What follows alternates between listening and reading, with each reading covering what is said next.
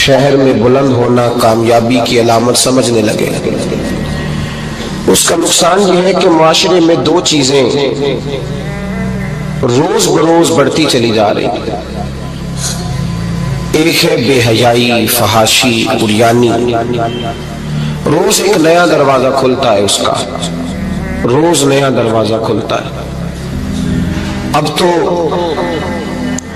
ایک نیا لیبل لگ گیا ہے کہ سارا سال گانا باجا کرو، معاذ اللہ جو تمہارے من کی مرضی ہو وہ کرو، اور جب رمضان آئے تو کچھ چند پرچوں پہ حدیثیں لکھ کے ٹی وی پہ بیٹھ جاؤ اور لوگوں کو بتاؤ کہ اسلام شاید وہ والا مذہب ہے جو کہتا ہے سارا سال مرضی کرے، رمضان آئے تو حدیث پڑھنی شروع کر دے، اور یکم رمضان سے 29 تک دوپٹہ سر پہ رکھو، اور جب عید والا دن آئے تو اتار دو۔ ہمارا یہ دعویٰ نہیں ہے کہ دین کا کوئی ٹھیکیدار ہے، ہم کہتے ضرور دین سکھائے، ہر آدمی کو اپنا حصہ ملانا چاہیے۔ تنے تنہا کوئی آدمی کوئی جماعت دین کا کام نہیں کر سکتی، لیکن دینداری صرف رمضان میں نہیں ہوتی، دینداری سارا سال ہوتی ہے۔ اب لوگوں نے دین کو جزوی طور پہ لینا شروع کر لیا ہے، کلی طور پہ لوگ دین کو نہیں اپناتے۔ شادی کے پروگرام منگنی سے لے کر بارات کے بیٹھنے تک سارے کام غیر شرعی ہوتے ہیں۔ مرد عورت کا اختلاط ہوتا ہے۔ سب سے بری رسم وہ ہے کہ جب جوان لڑکیاں ہاتھوں میں پھول لے کے دولہے اور اس کے دوستوں پر پھول پھینکتی ہیں، باقی ہر آدمی ڈرائنگ روم میں بیٹھتا ہے، ویڈیو والوں کو اجازت ہوتی ہے کہ وہ گھر کے ہر کونے تک پہنچ سکتا ہے۔ سارے کام غیر شرعی ہوتے ہیں اور جزوی طور پر دین پہ عمل ہوتا ہے۔ نکاح کا وقت آتا ہے تو کہتا ہے چپ کر جاؤ تھوڑی دیر کے لیے، بینڈ باجا بند کرو، ہم مسلمان ہو گئے۔ مولوی صاحب نکاح کے لیے تشریف لاتے ہیں، بیچارے چھپے بیٹھے ہوتے ہیں کسی کونے میں، چند کلمے پڑھا کے جب دعا کر کے چہرے پہ ہاتھ پورا نہیں پھیرتے تو پھر وہی تماشا شروع ہو جاتا ہے۔ جزوی طور پر لوگ دین پہ عمل کرتے ہیں۔ میرا رب فرماتا ہے یا ایھا الذین آمنوا اتقوا اللہ حق تقاتہ، اے ایمان والو رب سے ڈرو، اتنا ڈرو کہ جتنا ڈرنے کا حق ہے۔ وَلَا تَمُوتُنَّ إِلَّا وَأَنْتُمْ مُسْلِمُونَ، اور فرمایا یہ نہ ہو کہ تم مسجد میں مسلمان ہو اور بازار میں نہ ہو، اور ایسا نہیں ہونا چاہیے کہ جب تو تم زندہ ہو تو مسلمان ہو اور صبح مسلمان ہو تو معاذ اللہ شام کو کافر ہو، ایسا نہ ہو۔ فرمایا تم نے کلمہ پڑھا ہے تو میرے محبوب کے غلاموں مرتے دم تک مسلمان ہی رہنا، اب مرتے دم تک مسلمان رہنا، دیکھنا دامن دین تمہارے ہاتھ سے چھوٹ نہ جائے۔ دو باتیں عام ہو گئی امت مسلمہ، عام، ایک فحاشی عریانی عام ہے اور روز بروز اس کا نیا رنگ ہے۔ اب تو میں نے کہا مذہب کا ساتھ لوگوں نے تھوڑا سا ذائقہ لگا لیا ہے، کہتے نہیں رمضان میں نمازیں پڑھ لیں گے، خیر ہے، بچ جائیں گے، چھٹی ہو جائے گی۔ وہ میں ہی کیوں نہ ہوں، میں ہی کیوں نہ ہوں، عورت کے سامنے کھلے منہ بیٹھنے کی کسی کو بھی اجازت نہیں، کسی کو بھی اجازت نہیں۔ کسی نے حضرت سیدنا جنید بغدادی سے کہا تھا کہ اگر مرد عورت نیک ہو تو پھر تو درس و تدریس ہو سکتی ہے نا، پھر تو پڑھا سکتے ہیں نا ایک دوسرے، نیک ہو پرہیزگار ہو تو دین چونکہ میرے رسول پاک کا ہے صلی اللہ علیہ وسلم، یہ کسی ایک شخص کے اٹھ کے نئی بات کرنے سے اور اس کو نیا جدید کو ٹانکا لگانے سے بدل تھوڑی جائے گا۔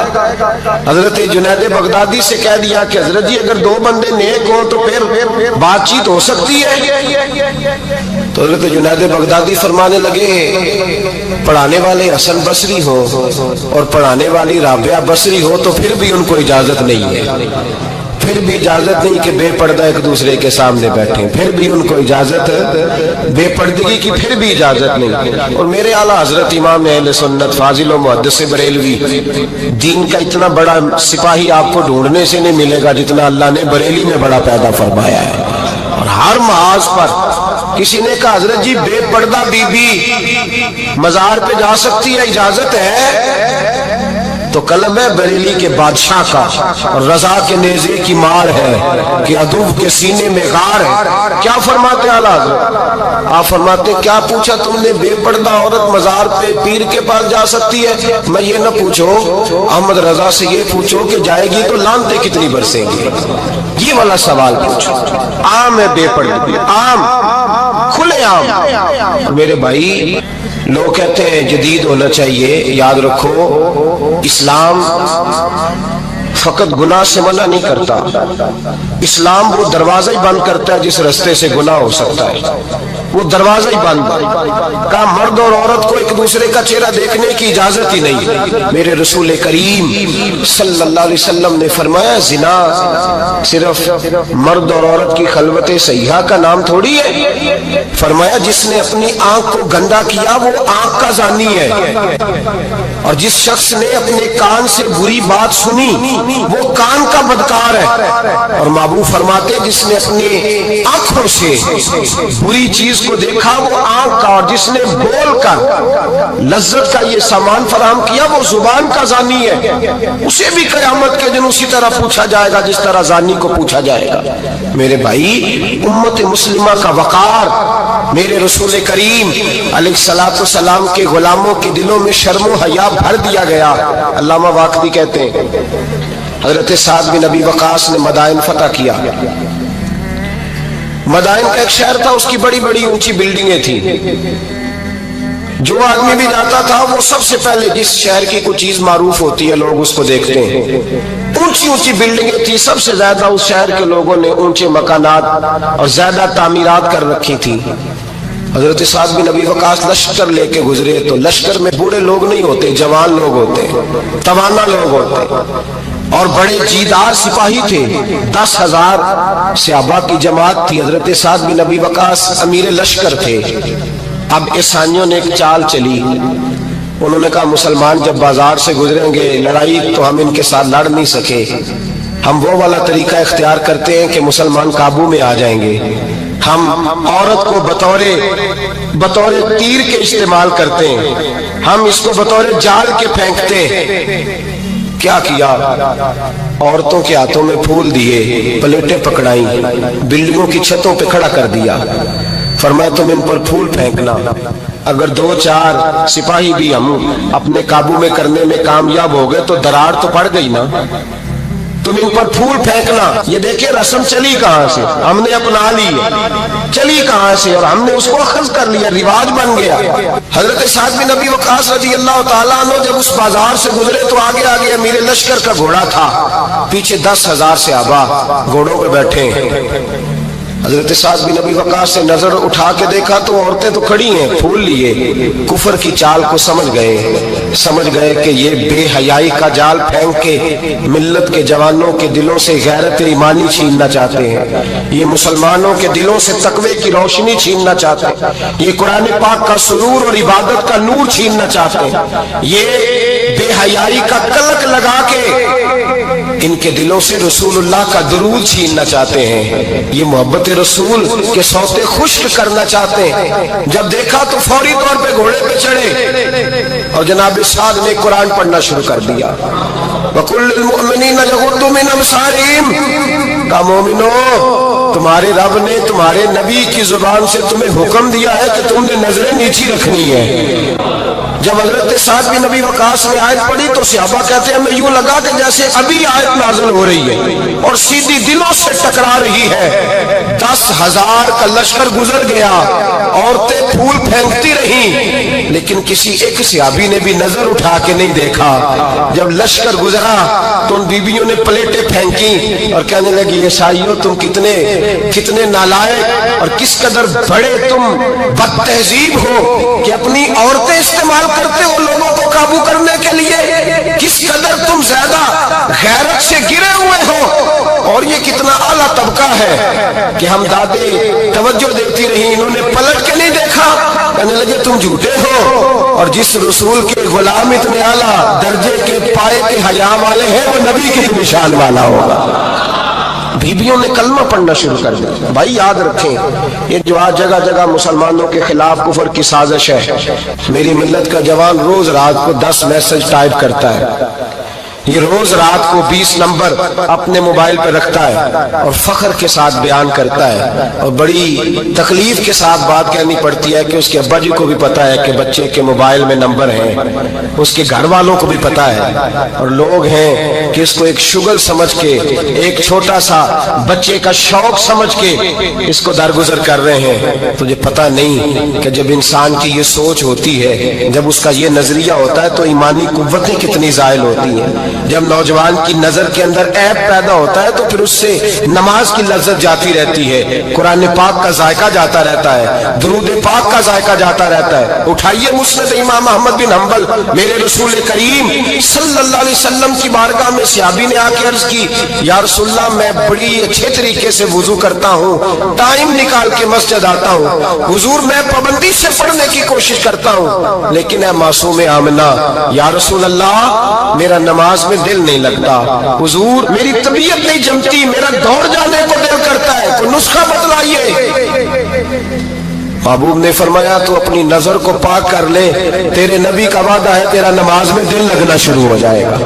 اپنی نظر میں پاکیزگی پیدا کر۔ محمد بن قاسم آئے، اگر یہ بات آپ کی سمجھ میں آ گئی تو حد ہو گئی۔ محمد بن قاسم جب یہاں آئے نا ہندوستان میں تو عجیب واقعہ لکھا ہے ان کے حالات میں۔ یہاں آئے تو نیا علاقہ تھا، ہندوستان کی سڑکوں سے چوکوں سے واقف نہیں تھے۔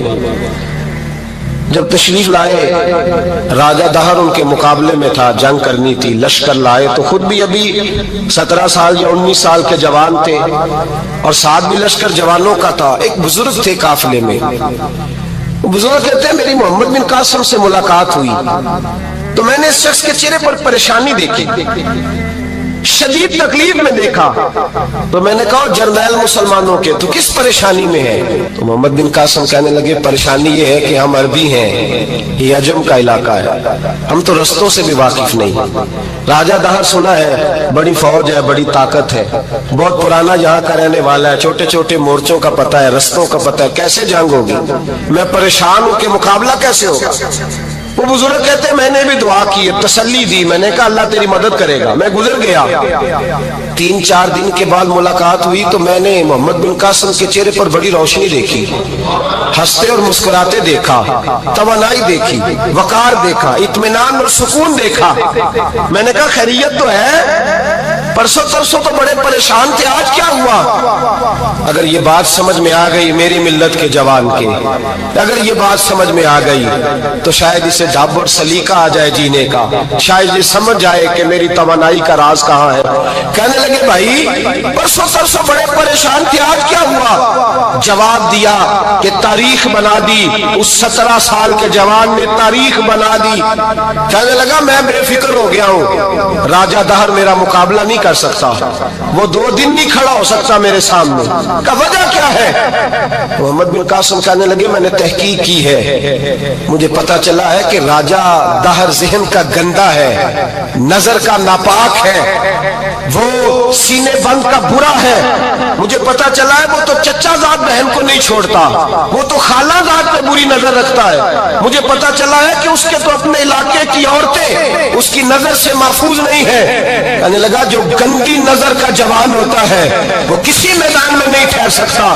کہنے لگا میری 17 اور 19 سال کی جوانی ہے، مجھے قسم ہے گنبد خضرا کی، میں نے جب بھی دیکھا ہے یا مصطفیٰ کا درود دیکھا ہے یا رسول اللہ پہ نازل ہونے والا قرآن دیکھا ہے، میرا مقابلہ کیسے کرے گا؟ میرے مقابلے میں کیسے آئے گا؟ جو نظر کا گندا ہو، کردار کا ناپاک ہو، وہ کسی کے مقابلے میں آ سکتا؟ اور ملت کے جوان یاد رکھ، جب تک نظریں ناپاک ہوتی ہیں اس وقت تک وجود کمزور ہوتے ہیں، جب تک نظریں ناپاک ہوتی ہیں ارادوں میں دراڑیں ہوتی ہیں، جب نظریں ناپاک ہوتی ہیں پھر عقیدے متزلزل ہوتے ہیں، جب نظریں ناپاک ہوتی ہیں پھر انسان کوئی بھی مہم سر نہیں کر سکتا، اور جب نظر پاک ہوتی ہے۔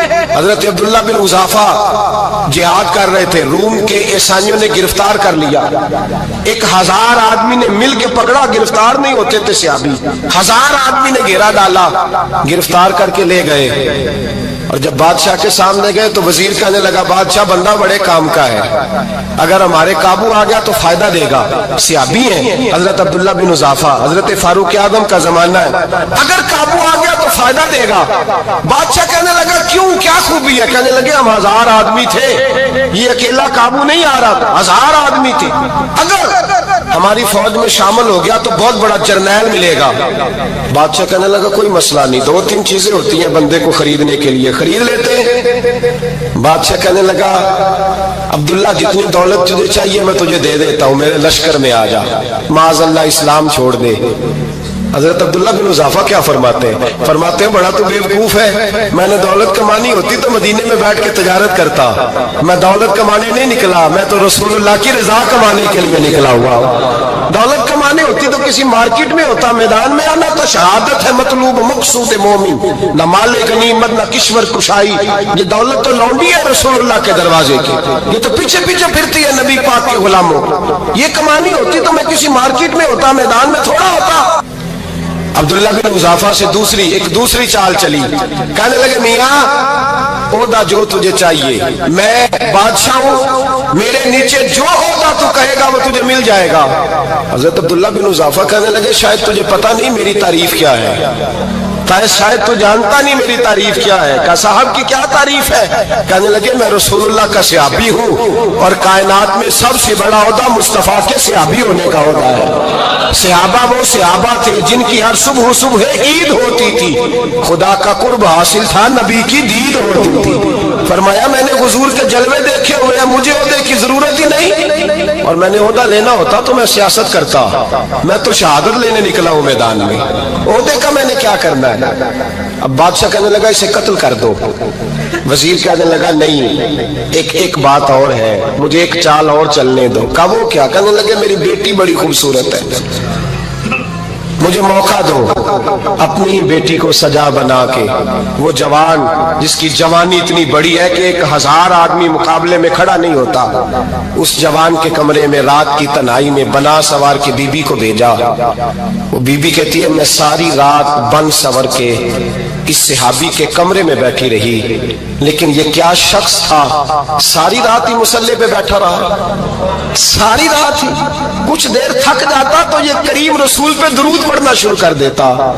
बीबी कहती है सहरी हो गई तो मैंने छू के देखा कि इंसान है कि जिन्न है, ये बंदा है कि फरिश्ता है, छू के देखा। कहने लगे पीछे हट जा। मैंने कहा मैंने तो सुना था तू 1000 के मुकाबले में है और तू इतना बेहिस्सा है कि बनी सवरी दुल्हन बैठी है, तूने नजर नहीं की। अब्दुल्ला बिन हुज़ाफा, बीबी कहती है नजर फिर नहीं उठाई, नजर फिर झुकी हुई है। कहने लगे बीबी मैं मजबूर हूँ, अब मेरे ऊपर कोई हुस्न नहीं चलता, मैंने जलवाए बद्दुहा का दीदार किया हुआ है, अब मेरी निगाहों में जचता नहीं कोई, इसलिए कि जैसे मेरे सरकार है ऐसा नहीं कोई।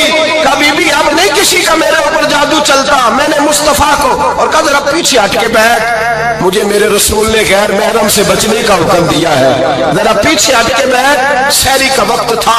वो बीबी कहती है उस नौजवान के जुमले मेरा सीना चीर गए, कलेजा फट गया, चीख निकली, मैं कुफर के आलम में रोई। मैंने कहा मुझे बता तो सही, आखिर ये जज्बा कहाँ से मिलता है, आखिर ये रोशनी तो मैंने देखी नहीं, कहाँ से आती है? एक मेरा बाप है जो बना सवर के मुझे तेरे कमरे में छोड़ गया, बतला ये कहाँ से कैफ आते हैं? तो अब्दुल्ला बिन हुज़ाफा कहने लगे अगर कैफ लेना है तो तू भी मेरे मुस्तफा का कलमा पढ़ जा, आजा दरवाजा रसूल पे झुक जा, मिल जाएगा। सवेरे दरवाजे पे बाप आया बेटी से रिजल्ट लेने, दरवाजा खोला तो बेटी नकाब पहने बाहर आई। बाप कहने लगा क्या बोला? कहने लगी पीछे हट जा, तू गैर महरम है, काफिर है, मैं मुसलमान हूँ। उसने कहा क्या हुआ? कहने लगी तेरे जैसे को बाप कहूँ, तेरे जैसे को जो मुझे इस्तेमाल कर रहा था, मैं तुझे बाप नहीं मानती, मैं अब रसूल वाली हो गई हूँ, मैं हजरत फातिमा की कनीजा हो गई हूँ, मैं अब नबी करीम की खादिमा हूँ, खबरदार मेरे करीब ना आना। ये दाव भी नाकाम हुआ। अब हजरत अब्दुल्ला बिन हुज़ाफा के सामने मौत खड़ी की, एक कड़ा में तेल गर्म किया, कहने लगे तुझे इसमें जलाया जाएगा। हजरत अब्दुल्ला बिन हुज़ाफा रज़ी अल्लाह ताला अन्हु जब जलने के करीब हुए तो रोने लगे। रूम का बादशाह कहने लगा शायद डर गया है, कहने लगे अब समझ आई है, अब तुझे पता चला है, चला आ जा। हजरत अब्दुल्ला बिन हुज़ाफा कहने लगे तू काफिर है, तेरी काफिरों वाली सोच है, इसलिए नहीं रोया कि मौत से डर ڈر گیا ہوں، میں تو اس لیے رویا ہوں کہ ایک جان ہے وہ نبی پاک پہ قربان ہو رہی ہے، کاش رب مجھے 1000 جان دیتا میں ساری مصطفیٰ پہ قربان کر دیتا۔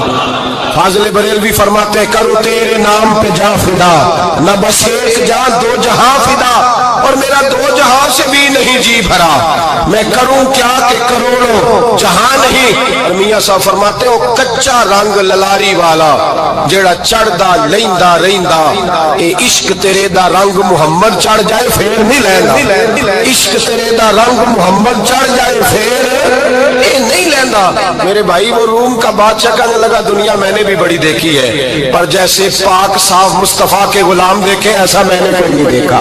او بھائیو، نظر پاک ہو، روح پاک ہو، مزاج پاک ہو، پھر انسان بڑے بڑے کام کرتا، پھر وہ مہمات کو سر کرتا، پھر وہ صرف ایک گھر کے لیے نہیں وہ ملت کے لیے فائدہ مند ہوتا ہے، پھر وہ گھرانوں کو لے کر چلتا ہے، پھر وہ بڑے بڑے معاشرے تشکیل دیتا ہے۔ میرے رسول کریم صلی اللہ علیہ وسلم نے پاک صاف ذہن کے لوگ تیار کیے۔ حضرت مرثد فرماتے ہیں میں ایک عورت پہ عاشق تھا، جب کلمہ پڑھا نبی پاک نے میری پشت پہ ہاتھ پھیرا، میں نے کہا حضور کوئی نصیحت؟ نبی پاک نے فرمایا نظر کو پاک رکھنا۔ آپ فرماتے ہیں عورتیں میرے پیچھے بھاگا کرتی تھیں اور مجھے کہا کرتی تھی اب تو دیکھتا کیوں نہیں؟ تو میں نے کہا پتا مجھے بھی نہیں، مصطفیٰ کی ایک نظر ہوئی ہے رب نے سارے محل کو چہل دور فرما دیے، سارا کچھ ہی بدل گیا۔ ملت کے جوانوں یاد رکھو، یاد رکھو اس بات کو، یہ پاکیزگی، یہ نظر، یہ پاکیزگی، یہ مزاج، یہ انسان سے بڑے کام کرا لیتی ہے، اور اگر تیری نظر ناپاک رہتی ہے پھر تو کچھ نہیں کر سکتا، پھر تیری زندگی ایک ایسے قید خانے میں قید ہو گئی ہے جو تجھے 2 قدم بھی نہیں چلنے دے گی۔ سب سے پہلے مزاج کی پاکیزگی، اور دوسرا اصلاح معاشرہ کے لیے اہم درس یہ ہے اپنے آپ کو پاک صاف رکھیں، ذہنی طور پر، نظریاتی طور پر۔ اور دوسرا درس یہ ہے میرے بھائی ظلم اور زیادتی سے بچیں، پاک صاف رہ کے وقت شروع کریں، اور کسی جگہ بھی کوئی زیادتی، کوئی ظلم، میرے نبی کریم صلی اللہ علیہ وسلم کے مزاج کو اگر آپ دیکھیں گے نا، ہمارے معاشرے میں آج سب سے زیادہ زیادتی پتہ کون سی ہوتی ہے؟ لوگ عزتیں پامال کرتے ہیں، بدگمانیاں کرتے ہیں۔ ابو جہل یہ کام کرتا تھا کہ وہ نبی پاک صلی اللہ علیہ وسلم پر، صحابہ پر معاذ اللہ شخصی اعتراضات کرتا تھا، شخصی۔ عزیزو، جب آدمی کا کسی سے اختلاف ہوتا ہے نا، یا کسی کو پسند نہیں کرتا یا کسی کو ریجیکٹ کرنا چاہتا ہے تو شخصی اعتراضات کرتا ہے، نیچے اترتا ہے، کمزور بات کرتا ہے، چھوٹی بات کرتا ہے۔ اور ہمارے زمانے میں تو یہ کام حسد کی وجہ سے ہوتا ہے، بڑے بڑے جماعتیں ٹوٹ جاتی ہیں، ملتوں کا شرازہ بکھر جاتا ہے، لیکن لوگ اپنی اس حرکت سے باز نہیں آتے، ساری زندگی ذاتی اور نجی اعتراضات کرتے رہے۔ ابو جہل کے اندر ہزاروں عیب پائے جاتے تھے، شرابی بھی تھا، بدکار بھی تھا، بے حیا بھی تھا، ظالم بھی تھا۔ میرے نبی پاک صلی اللہ علیہ وسلم نے اسے دین کا پیغام دیا ہے، لیکن تاریخ کی کسی کتاب میں آپ کو یہ نہیں ملے گا کہ حضور نے کبھی اس کی شخصیت پر اعتراض کیا ہو۔ یہ فرمایا ہے کہ بڑا فرعون ہے اس امت کا، لیکن نیچے اتر کر کبھی اس کی ذاتی اور شخصی زندگی پر کوئی زیادتی صحابہ کی طرف سے اور نبی پاک کی طرف سے، بہت بڑی بات سمجھا رہا ہوں اگر آپ کی سمجھ میں آئے تو، ہم ذاتیات پر اترتے، ذات پر اتر کر زیادتی کرتے، ذات پر۔ ہمارا اب ظلم نجی سطح سے شروع ہو رہا ہے اور پوری ملت کو لپیٹ میں لے رہا ہے، پوری ملت، چھوٹی چھوٹی زیادتی ہیں جو پورے معاشرے کو اپنی لپیٹ میں لیتی ہیں۔ میرے نبی کریم علیہ السلام نے جو دین ہمیں دیا ہے وہ خیر خواہی کا مذہب ہے، وہ بھلا کرنے کا مذہب ہے، وہ کام آنے کا مذہب ہے، وہ ظلم سے بچنے کا مذہب ہے۔ میرے نبی پاک نے فرمایا ظلم سے بچ جانا، قیامت کے اندھیروں میں جو بڑا اندھیرا ہوگا وہ ظلم ہوگا۔ اصلاح معاشرہ کانفرنس کا پہلا سبق میں نے عرض کیا کہ نظر کو، ذہن کو، سوچ کو پاک رکھیں، اور دوسرا زندگی میں کبھی زیادتی نہ کریں، کبھی بھی اپنے مخالف پر بھی کبھی شخصی، ذاتی اور نجی اعتراضات نہ کریں۔ یہ انسان کے اندر کا ظلم ہوتا ہے، ہمارے گھروں کے اندر سے ظلم جنم لینے لگا ہے۔ روز بہو پہ تیل چھڑکا جاتا ہے، روز کسی نہ کسی شہر سے، اپنے ہی گھر سے، اپنے ہی چراغ کو بند کرنے کی خبر نکلتی ہے، سڑکوں پہ، چوکوں پہ चौराहों में गरीब मसले जाते हैं, जिसके हाथ जहां तक पहुंचते हैं वो वहां तक माज अल्लाह ज्यादती कर गुजरता है। अगर कौम जुल्म से बचने लगे, ज्यादती से बचने लगे, तकलीफ देने से बचने लगे तो माशरा संवर जाएगा। मेरे रसूल करीम अलैहिस्सलाम ने अपने गुलामों से पूछा था, बताओ मुफलिस कौन होता है, कौन है जिसके पास कुछ नहीं होता? सहाबा ने कहा, या रसूलल्लाह जिसके पास पैसे ना हो। बुखारी मुस्लिम मुत्तफ़क़ हदीस है। नबी करीम ने फरमाया, ना भाई, मुफलिस तो वो होगा जो कयामत के दिन ओहद पहाड़ के बराबर नेकियां लेके आएगा। या रसूलल्लाह इतनी नेकियां फिर भी मुफलिस है, फिर भी गरीब है? तो नबी पाक ने फरमाया, नेकियां पहाड़ के बराबर है पर इसने चुगलियां बड़ी की हैं, गीबतें बड़ी की हैं, मजाक बड़े उड़ाए, इसने लोगों पर फबतियां बड़ी कसी है, तानो तशनी बड़े किए, जुल्म बड़े किए, गाली बड़ी दी, लोगों के बारे में बुरी बातें की। अब रब करीम ने वो सारी नेकियां लोगों में बांट दी। ये मुफलिस हो गया, गरीब हो गया। ज्यादती नहीं करें, जुल्म ना करें।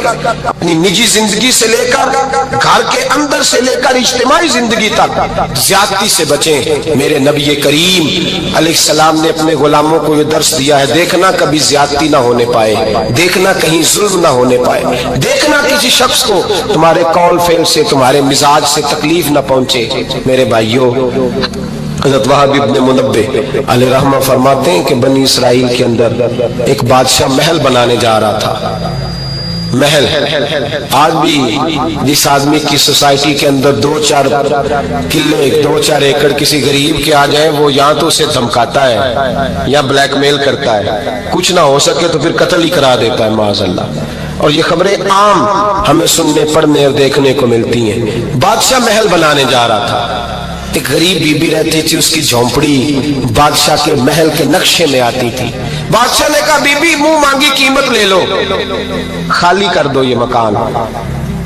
बुजुर्गों को अपने झोंपड़ियों से बड़ी दिलचस्पी होती है। बच्चे सोसाइटियों में चले जाते हैं, अब्बा जी कहते हैं मुझे गांव में रहने दो, मेरा यही दिल लगता है, मुझे इस घर से दिलचस्पी हो गई। अम्मा कहने लगी, बादशाह मैं यहाँ ब्याह के आई थी, खामद इंतकाल कर गया, औलाद अल्लाह ने दी नहीं, मैं पका हुआ फल हूं, गिर जाऊंगी तो तेरा ही है, लेकिन मुझे इस आशियाने में रहने दे, ये घोंसला मैंने तिनका तिनका करके बनाया है, मुझे रहने दे, ना मुझे निकाल। कहने लगा मेरा नक्शा खराब होता है। बीबी सारा दिन मकान में बैठी रहती कि मेरी झोंपड़ी टूट न जाए, जालिम की नजर में आ गई है, कहीं मेरा ये आरजुओं का महल चकनाचूर ना हो जाए। सारा दिन ड्यूटी करती। बादशाह ने भी 2-4 सिपाही खड़े कर दिए, जब घर से निकले तो बिल्डोज कर देना, मकान को गिरा देना।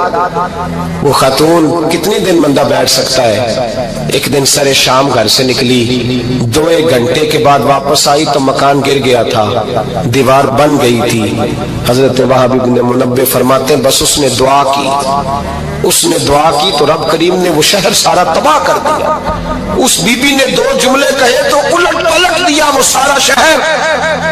मेरे नबी करीम अलैहिस्सलाम ने फरमाया, जब मजलूम के हाथ दुआ के लिए उठते हैं तो अर्श का मालिक आसमान से कहता है, खोल दे सारे दरवाजे, इसके बीच कोई पर्दा नहीं रहना चाहिए, आने दे, मजलूम है, इस पर जुल्म हुआ है, जुल्म हुआ है। लोग कहते हैं मैं बेचैन रहता हूँ साहब, मौलाना साहब, पीर साहब, वो घर के कोने से चीखने की आवाज आती है, कोई दम मिल जाए, कोई तवीज हो जाए, कुछ ऐसा हो जाए कि बचत हो जाए, कोई ऐसी फूंक लग जाए कि आराम आ जाए। तो मैं कहता हूं भाई, अगर बड़े दम कराने से भी फर्क नहीं पड़ा, अगर बड़े तावीज लेने से भी चीखें बंद नहीं हुई, तो जरा टटोल के देख लो, कहीं किसी यतीम की आहें ही ना दफन हो वहां, कहीं किसी गरीब का गोश्त तो नहीं दबा लिया, कहीं किसी को लूट के तो दीवार नहीं बना ली, कहीं किसी का मकान पे कब्जा करके तो नहीं बनाया। अगर लूट और हराम का माल हो तो फिर चीखें बंद नहीं होती, फिर सुकून से सोया नहीं जाता, फिर वहां आराम की नींद नहीं आती। हजरत वहाब इब्न मुनब्बिह फरमाते हैं, बीबी आई और आकर के उसने जब देखा मेरा घर टूट गया है, महल टूट गया है, हालात बदल गए हैं, तो खातून आती है और मेरे भाई दुआ की तो उसने अंदाज ही बदल के रख दिए।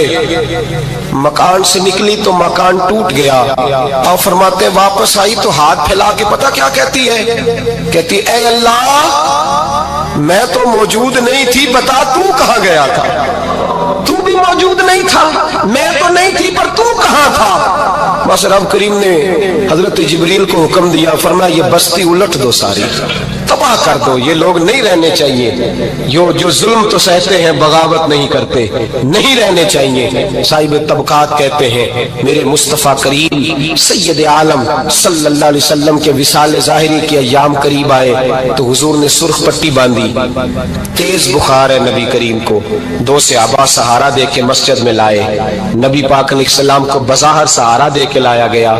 करीम रसूल ने लोगों को जमा किया, हुजूर आज क्या होने वाला है, आज क्या कहा जाएगा, आज किस लिए मीटिंग बुलाई है। नबी करीम के कुल सहाबा जो मस्जिद में जमा हुए तो खचा खच मस्जिद भरी है।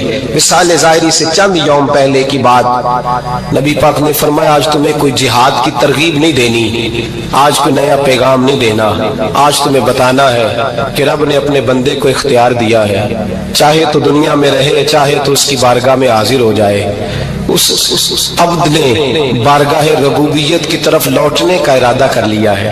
हजरत सिद्दीक अकबर रोने लगे तो सहाबा ने कहा तुम्हें क्या हुआ, कहने लगे समझ नहीं रहे, किसी की बात नहीं कर रहे, नबी पाक तो अपनी बात फरमा रहे हैं, उसने जाने का इरादा कर लिया। सुनिए मेरे भाई, महबूब पाक ने फरमाया भाई किसी शख्स को मेरी तरफ से कोई तकलीफ पहुंची हो तो बदला ले सकता है, बदला ले सकता है, किसी को तकलीफ पहुंची हो।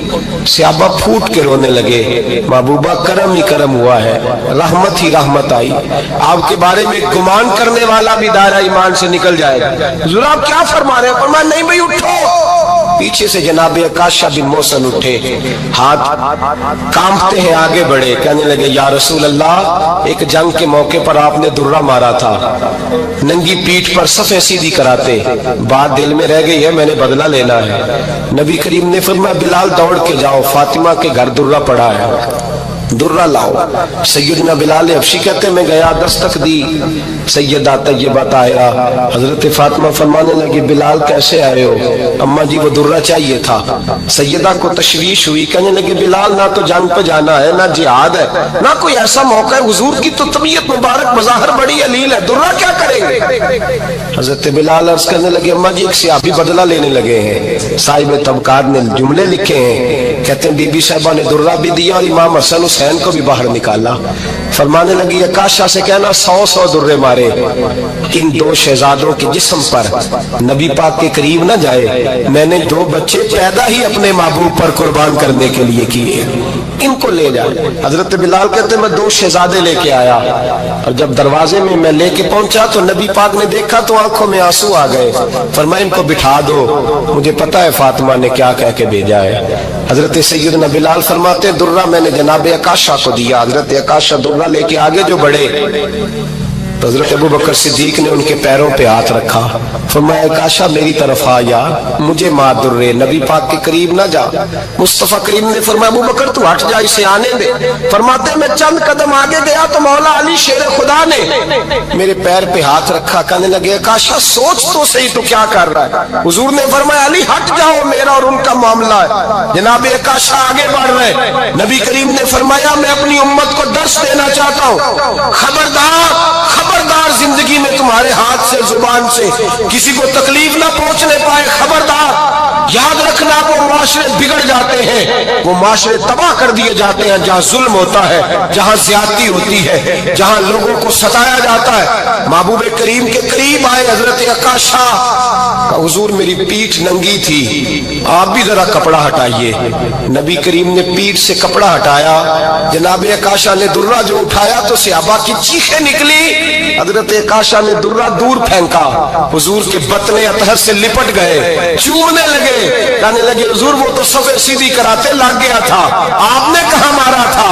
या रसूल अल्लाह मैं तो बहाना बना रहा था कि जाती दफा मुझे वजूद चूमने का मौका नसीब हो जाए, मुझे ये मौका नसीब हो जाए। मेरे हबीब ने फरमाया जिसने जन्नती देखना हो मेरे अकाशा की जियारत कर ले। भाई जुल्म का दरवाजा खुला हुआ और लोग भूल जाते हैं ज्यादती करते हुए, वो बहू से ही क्यों ना करें, वो अपने घर के भूल जाते हैं कि शायद पूछने वाला कोई नहीं, शायद मिजान नहीं लगेगा। ईरान के बादशाह ने अपने बेटे को पढ़ाने के लिए एक उस्ताद साहब का बंदोबस्त किया।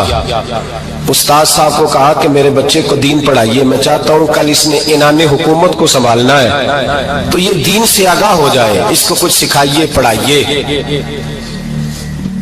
بہت نیک بزرگ بڑے درویش عالم پڑھانے لگے، اسباق مکمل ہو گئے، دین کے اسباق قرآن مجید پڑھایا، احادیث طیبہ کا درس دیا، اصول فقہ سے روشناس کرایا۔ جب بچے نے مکمل تعلیم حاصل کر لی اور آمین ہو گئی، دستار ہو گئی، فارغ ہو گئے، تو پھر ایک دن استاد صاحب نے کہا بیٹے کل تم نے ضرور آنا ہے، کچھ بات کرنی ہے۔ شہزادہ گیا ملنے استاد صاحب سے، استاد صاحب نے کنڈی لگا لی، ہاتھ میں درہ پکڑ لیا، مار مار کے پورے وجود کو زخمی کر دیا، کوئی غلطی نہیں، کوئی بات نہیں، مارا۔ بچہ آیا آ کے بادشاہ سلامت سے کہا کہ ابا جی سمجھ نہیں آئی، بڑا مارا ہے استاد۔ تو سیانے تھے نا بادشاہ، یہاں تو قاری صاحب روز کٹہرے میں کھڑے ہوتے ہیں، مولوی صاحب آپ نے میرے بچے کو کیوں مارا ہے؟ آپ 8,000 کے مولوی ہیں، میرا کئی کروڑ کا بچہ ہے، سویرے بدل لیں گے، خبردار آپ نے بچے کو ہاتھ لگایا، اپنی حیثیت میں رہے معاذ اللہ۔ جو قومیں استادوں کو کٹہروں میں کھڑا کرتی ہیں وہ ترقی نہیں کر پاتی، جو استادوں کو کٹہروں میں روز کھڑا کرتے۔ کہا ابا جی بڑا مارا ہے، تو والد بڑے سمجھدار تھے، کہنے لگے بیٹا استاد باپ ہوتا ہے، وہ زیادتی نہیں کرتا، کوئی بات ہوگی میں تیرے استاد کو کٹہرے میں نہیں بلاؤں گا۔